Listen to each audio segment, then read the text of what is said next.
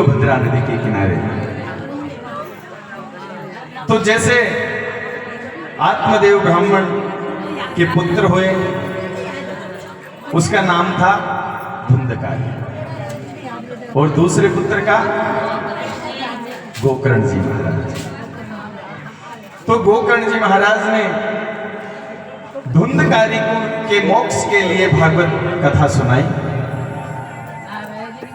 आषाढ़ मास में सुनाई थी ये कथा। उसके बाद कलयुग के 30 वर्ष और बीतने पर कार्तिक मास के शुक्ल पक्ष में सनकादि मुनियों ने नारद जी को सुनाई थी। कलयुग में भागवत की कथा भव रोग नाशक, मुक्तिदायक और पापों का नाश करने वाली और भक्ति को बढ़ाने वाली है। मेरा मेरा कुछ नहीं, जो है सो बस तोर, तेरा मुझको दे दिया कछु न लागे मोर।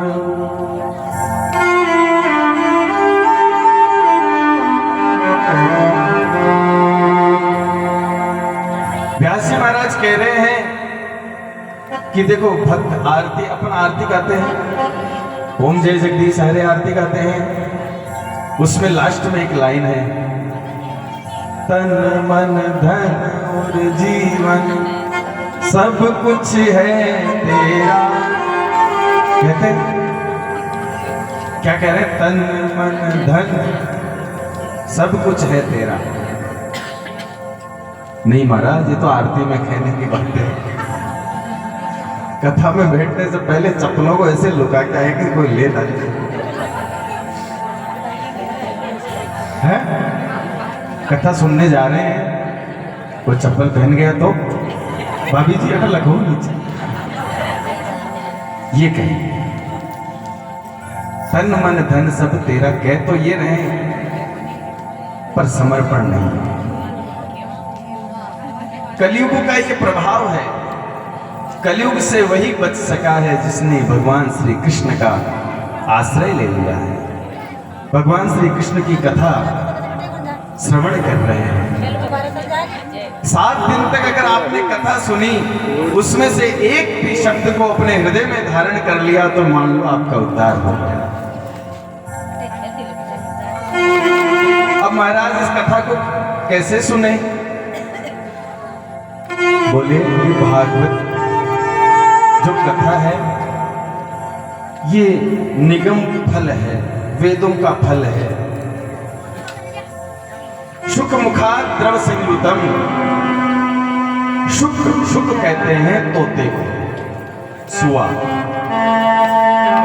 देखो अपने गांव में आप लोगों ने भी सुनाई है, पता ही है कि गांव में हम कहते हैं कि देखो उस आम के पेड़ से अगर एक फल गिरा, उसको उठाया, अरे तोते ने खाया है इसको, तो उसको बिना चखे ही हम बोल देते हैं तोते ने खाया, इसके लिए मीठा है। या तो ऐसे हो सकता है कि तोता उसी फल को चोंच लगाता है जो मीठा हो, या ये हो सकता है कि तोता चोंच लगाने के बाद वो फल मीठा हो जाता हो। मान्यता यही है भाई, तोता अगर मुख लगा दे फल के तो फल मीठा हो जाता है। तो महाराज सुखदेव जी तो तोते के ही रूप हैं, तोता ही हैं वो तो उनका मुख इस भागवत के लगा हुआ है, तो इसका मतलब ये फल मीठा है। पिबत भागवतम रसमालयम। अब भागवत सुनने की बात तो आई नहीं इसमें। ये तो कह रहे हैं कि ये जो फल है ना, इसको पियो। अच्छा महाराज, ये कौन सी वैज्ञानिक गति आ गई आपकी? फल कोई पिया जा सकता है? फल को कोई पी सकता है? आजकल तो वो मिक्सर ग्राइंडर आ गए हैं, उनमें डाल करके जूस निकाल करके पी जाएंगे। पहले तो ऐसा नहीं था। फल को कौन पी सकता है? और अगर फल को पिएंगे तो उस फल के अंदर गुठली भी होगी, छिलका भी होगा। फिर उनको फेंक दे महाराज, भागवत में गुठली छिलका, बोले नहीं नहीं, ये भागवत फल वैसा है ही नहीं जिसमें गुठली और छिलका हो। ये तो फल है, इसमें गुठली नहीं है और छिलका भी नहीं है। गलितम फलम, एकदम पका हुआ वेदों का पुराण का फल है। मुहुर्हो रसिका भूमि भावुका। अगर तर्क की बुद्धि लेकर के बैठोगे तो भागवत का रसास्वादन रस नहीं पी सकते।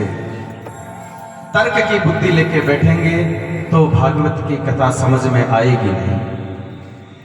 तर्क बुद्धि हटा करके और फिर भागवत के कथा का रसास्वादन करना चाहिए। किसी माता जी को पूछा, कई गांव में गए एक महात्मा जी। अब यहाँ की तो नहीं कह रहा हूं मैं, तो इस गांव में तो बड़े भक्ति भाव वाले लोग हैं। किसी दूसरे गांव की बात है, वहां एक महात्मा जी गए।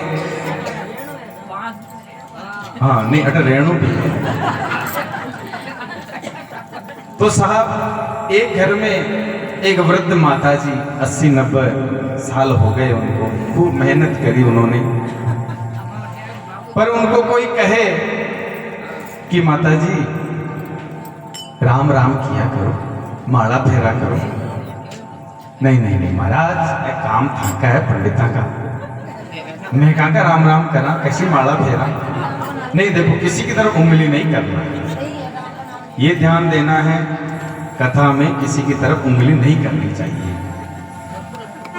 मैं एक किसी माता जी का नाम लेकर के या उनके लिए नहीं कह रहा हूं, ये आप हम सभी लोगों की बात है। आप भी आ गए, मैं भी आ गया इस बात में, क्योंकि राम का नाम लेना सरल नहीं है। राम का नाम लेना सरल है क्या? नहीं है, बहुत कठिन है। पहाड़ चढ़ने जितना कठिन है, शब्द तो 2 ही अक्षर हैं, राम, ले नहीं सकते। तो महात्मा जी उन माता जी को कहते हैं, माता जी माला फेरा करो, भगवान का नाम लिया करो। पर माता जी राम का नाम तो लेवे नहीं, और तोड़ में बैठे बैठे, कौन आयो भाई, कौन जा रहे हो भाई? अब घर की बहुएं बेचारी सारा दिन काम करती, लेट हो गई, झाड़ू थोड़ी जल्दी जल्दी निकाल दी तो मिट्टी रह गई घर में। तो माता जी ने टोक दिया, अरे बीननी, अब पोड़ में झाड़ू कौन काटिया? बेटा देख, कत्ती रेत पड़ी है, कत्ती मिट्टी पड़ी है। अब बहू सोच रही है, आज मेहमान आए हुए हैं घर में, और सासू जी वहां बैठे बैठे बोल रहे, बस लड़ना है, भगवान का नाम नहीं लेना है। तो महात्मा जी उन माता जी को कह रहे हैं, हे मां, माला फेरो, राम का नाम लो। तो उनको कह रहे हैं, अरे माला फेरो नी राजी राजी मारा बूढ़ा माजी। माला फेरो नी राजी राजी मारा बूढ़ा माजी। माला फेरो नी राजी राजी मारा बूढ़ा माजी।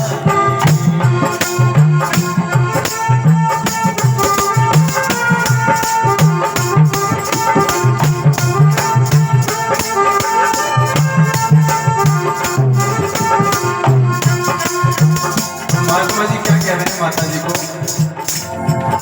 अब घर की जो बहू है, जो बीननी है, वह भी सुन रही है इस बात को। भाई आज तो कोई संत आया भाई, माता जी समझा भाई। माला फेरे तो मातो दुखे, माला फेरे तो मातो दुखे। हारी मारी मैं कहना राजी, बूढ़ा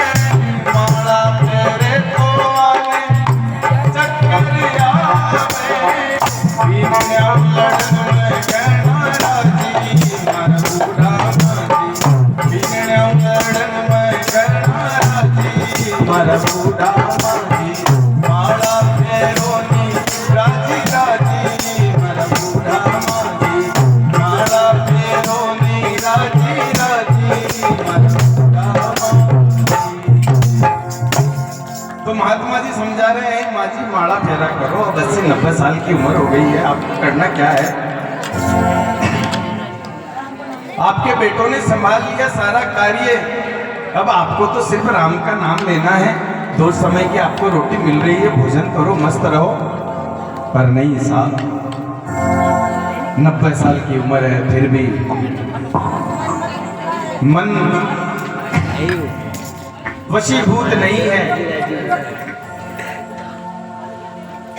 तो सुखदेव जी महाराज कह रहे हैं कि इस कलयुग में राम का नाम लेना बहुत कठिन है। भागवत की कथा गांव में हो सकती है, लेकिन उसको सुनना बहुत कठिन है, इतना सरल थोड़ी है। भागवत ऐसे ही सुन सकते हैं? नहीं सुन सकते। अरे गड्ढे पे बैठ करके सारा दिन ताश खेल सकते हैं, इधर उधर बैठ करके बीड़ी पी सकते हैं, पर भगवान के संकीर्तन में, भागवत में बैठ करके 2 नाम नहीं सुन सकते। अरे द्वेष करना है तो अपने क्रोध से द्वेष करो, अपने लालच से द्वेष करो, भगवान से कोई देश द्वेष नहीं कर सकता।